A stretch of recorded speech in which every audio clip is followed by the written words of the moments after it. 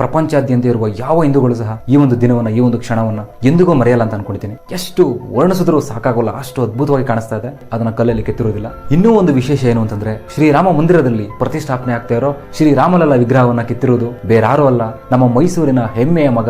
ಈ ಪುಣ್ಯ ಕಾರ್ಯದಲ್ಲಿ ನಮ್ಮ ಕರ್ನಾಟಕದ ಕೊಡುಗೆ ಏನು? ಯಾಕೆ ಈ ರಾಮಲಲ್ಲ ವಿಗ್ರಹವನ್ನ ಕರ್ನಾಟಕದ ಶಿಲೆಯಿಂದ ಮಾಡಲ್ಪಡ್ತು? ಅದನ್ನ ಕೇಳಿದ್ರೆ ನೀವೆಲ್ಲರೂ ಹೆಮ್ಮೆ ಪಡ್ತೀರಾ, ನೀವೆಲ್ಲರೂ ಖುಷಿ ಪಡ್ತೀರಾ. ಆ ಒಂದು ಕಾರ್ಯ ಏನು ಅಂತಂದ್ರೆ, ಇಡೀ ಭಾರತದ ಪ್ರಪಂಚಾದ್ಯಂತ ಇರುವ ಕೋಟ್ಯಾಂತರ ಹಿಂದೂಗಳ ಒಂದೇ ಒಂದು ಕನಸು ಏನು ಅಂತಂದ್ರೆ, ಅಯೋಧ್ಯೆಯಲ್ಲಿ ಶ್ರೀರಾಮ ಜನ್ಮ ಭೂಮಿಯಲ್ಲಿ ಶ್ರೀರಾಮನ ಪ್ರತಿಷ್ಠಾಪನೆ. ಆ ಕೋಟ್ಯಾಂತರ ಜನರ ಕನಸು ಕೆಲವೇ ದಿನಗಳಲ್ಲಿ, ಕೆಲವೇ ಕ್ಷಣಗಳಲ್ಲಿ ಸಾಕಾರಗೊಳ್ತಾ ಇದೆ.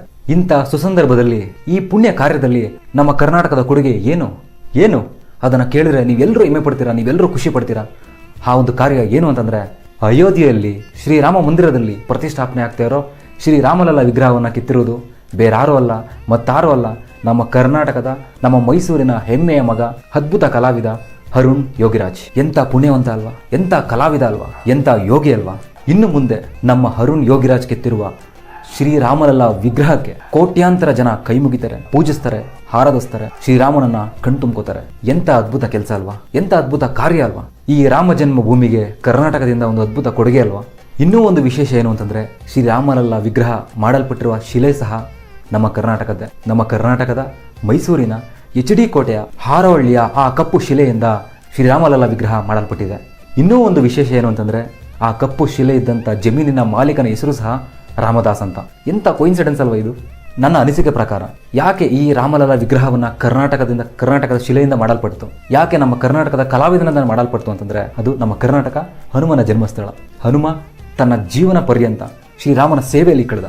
ಇದು ಕೂಡ ಶ್ರೀರಾಮನಿಗೆ ಹನುಮನ ಒಂದು ಸೇವೆ ಅಂತಲೇ ಹೇಳ್ಬೋದು. ಅಂದಿನಿಂದ ಹಿಂದಿನವರೆಗೂ ಇನ್ನು ಮುಂದೆನೂ ಸಹ ಹನುಮ ಶ್ರೀರಾಮನ ಸೇವೆಯಲ್ಲಿ ಇರ್ತಾರೆ ಅನ್ನೋದಕ್ಕೆ ಇದೊಂದು ಸಣ್ಣ ಉದಾಹರಣೆ ಅಷ್ಟೇ. ಶ್ರೀರಾಮಲಲ್ಲ ವಿಗ್ರಹವನ್ನ ಮಾಡಲಿಕ್ಕೆ ಒಂದೇ ಸಲ ಅರುಣ್ ರಾಜ್ ಅವ್ರನ್ನ ಸೆಲೆಕ್ಟ್ ಮಾಡಲಿಲ್ಲ, ಒಂದೇ ಸರಿ ನಮ್ಮ ಮೈಸೂರಿನ ಶಿಲೆಯನ್ನು ಅವರು ಸೆಲೆಕ್ಟ್ ಮಾಡ್ಕೊಳ್ಳಿಲ್ಲ. ಇದರ ಹಿಂದೆ ಹಲವಾರು ಪ್ರೊಸೆಸ್ಗಳಿರುತ್ತೆ. ಭಾರತಾದ್ಯಂತ ದೊಡ್ಡ ದೊಡ್ಡ ಶಿಲ್ಪಿಗಳು ಬರ್ತಾರೆ, ಭಾರತದ ಮೂಲೆ ಮೂಲೆಗಳಿಂದ ದೊಡ್ಡ ದೊಡ್ಡ ಶಿಲೆಗಳನ್ನ ತರ್ತಾರೆ.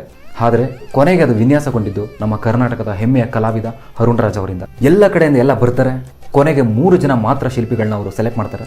ಆ 3 ಜನಗಳಲ್ಲಿ ನಮ್ಮ ಅರುಣ್ ರಾಜ್ ಅವರು ಕೂಡ ಒಬ್ರು. 3 ಜನರು ಕೂಡ 3 ಶಿಲೆಗಳಿಂದ ಶ್ರೀರಾಮಲಲ್ಲ ವಿಗ್ರಹವನ್ನ ಕೆತ್ತನೆ ಮಾಡ್ತಾರೆ. ಕೊನೆಗೆ ಸೆಲೆಕ್ಟ್ ಆಗಿದ್ದು ಅರುಣ್ ರಾಜ್ ಅವರು ಕೆತ್ತಿರುವ ಶ್ರೀರಾಮಲಲ್ಲ ವಿಗ್ರಹ.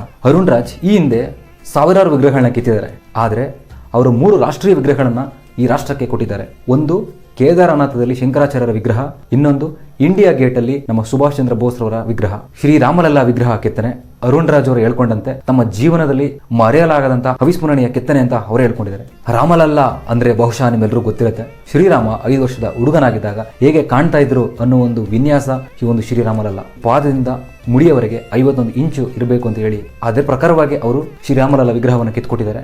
ಕೈಯಲ್ಲಿ ಬಿಲ್ಲು ಮತ್ತೆ ಬಾಣ ಎರಡು ಕೂಡ ಚಿನ್ನದ್ದಾಗಿರುತ್ತೆ, ಅದನ್ನ ಕಲ್ಲಲ್ಲಿ ಕೆತ್ತಿರೋದಿಲ್ಲ. ಈಗಾಗಲೇ ಫೋಟೋ ಇಡೀ ಪ್ರಪಂಚಾದ್ಯಂತ ಇರುವ ಕೋಟ್ಯಾಂತರ ಹಿಂದೂಗಳ ಮೊಬೈಲಲ್ಲಿ ಇದೆ ಅಂತ ಹೇಳ್ಬೋದು. ಎಷ್ಟು ಅದ್ಭುತವಾಗಿದೆ ಅಲ್ವಾ. ಅವರ ಮುಖ, ಅವರ ತೇಜಸ್ಸು ಎಷ್ಟು ವರ್ಣಿಸಿದ್ರು ಸಾಕಾಗೋಲ್ಲ, ಅಷ್ಟು ಅದ್ಭುತವಾಗಿ ಕಾಣಿಸ್ತಾ ಇದೆ. ಅಷ್ಟಿಲ್ದೇನೆ ಅವರು ಕೆತ್ತಿರುವಂಥ ವಿಗ್ರಹವನ್ನು ಸೆಲೆಕ್ಟ್ ಮಾಡೋದಿಲ್ಲ ಅಲ್ವಾ. ತುಂಬ ಟೆಸ್ಟ್, ತುಂಬ ಪ್ರೊಸೆಸ್ಗಳನ್ನ ಮೀರಿ ಬಂದು ನಮ್ಮ ಕರ್ನಾಟಕದ ಒಂದು ವಿಗ್ರಹ ಇವತ್ತು ಶ್ರೀರಾಮ ಜನ್ಮ ಭೂಮಿಯಲ್ಲಿ ಇನ್ನೇನೋ ಕೆಲವೇ ದಿನಗಳಲ್ಲಿ, ಕೆಲವೇ ಕ್ಷಣಗಳಲ್ಲಿ ಜನವರಿ 22ನೇ ತಾರೀಕು ಪ್ರತಿಷ್ಠಾಪನೆ ಆಗ್ತಾ ಇದೆ. ಇಂಥ ಒಂದು ಕೆಲಸಕ್ಕೆ, ಇಂಥ ಒಂದು ಪುಣ್ಯ ಕಾರ್ಯಕ್ಕೆ 500 ವರ್ಷಗಳು ಕಾದಿದ್ದೀವಿ. ಲಕ್ಷಾಂತರ ಜನ ತಮ್ಮ ಜೀವನವನ್ನೇ ತ್ಯಾಗ ಮಾಡಿದ್ದಾರೆ. ಆ ತ್ಯಾಗದ ಪ್ರತೀಕವಾಗಿ ಶ್ರೀರಾಮ ಜನ್ಮ ಭೂಮಿಯಲ್ಲಿ ಶ್ರೀರಾಮನ ಪ್ರತಿಷ್ಠಾಪನೆ ಆಗ್ತಾ ಇದೆ. ಎಂಥ ಅದ್ಭುತವಾದ ಸಂದರ್ಭ ಅಲ್ವಾ, ಎಂಥ ಅಮೋಘವಾದ ಕ್ಷಣ ಅಲ್ವಾ. ಈ ಒಂದು ಕೆಲಸಕ್ಕೆ, ಈ ಒಂದು ಕಾರ್ಯಕ್ಕೆ ಅದನ್ನು ನೋಡ್ಲಿಕ್ಕೋಸ್ಕರ ಕೋಟ್ಯಾಂತರ ಜನ ಭಾರತೀಯರು, ಹಿಂದೂಗಳು ಕಾಯ್ತಾ ಕೂತಿದ್ದಾರೆ. ಆ ದಿನ, ಆ ಕ್ಷಣ ಇನ್ನೇನೋ ಕೆಲವೇ ದಿನಗಳಲ್ಲಿ ಸಾಕಾರಗೊಳ್ತಾ ಇದೆ. ಬಹುಶಃ ಭಾರತದ ಪ್ರಪಂಚಾದ್ಯಂತ ಇರುವ ಯಾವ ಹಿಂದೂಗಳು ಸಹ ಈ ಒಂದು ದಿನವನ್ನು, ಈ ಒಂದು ಕ್ಷಣವನ್ನು ಎಂದಿಗೂ ಮರೆಯಲ್ಲ ಅಂತ ಅನ್ಕೊಳ್ತೀನಿ. ಈ ವಿಡಿಯೋ ಬಗ್ಗೆ ನಿಮ್ಮ ಅನಿಸಿಕೆನ ದಯವಿಟ್ಟು ಕಮೆಂಟ್ ಬಾಕ್ಸಲ್ಲಿ ತಿಳಿಸಿ. ನಿಮಗೆ ಇಷ್ಟ ಆದರೆ ನಿಮ್ಮ ಫ್ರೆಂಡ್ಸ್ಗಳಿಗೂ ಶೇರ್ ಮಾಡಿ ಅಂತ ಹೇಳ್ತಾ ಮತ್ತೆ ಸಿಗೋಣ. ಜೈ ಶ್ರೀರಾಮ್.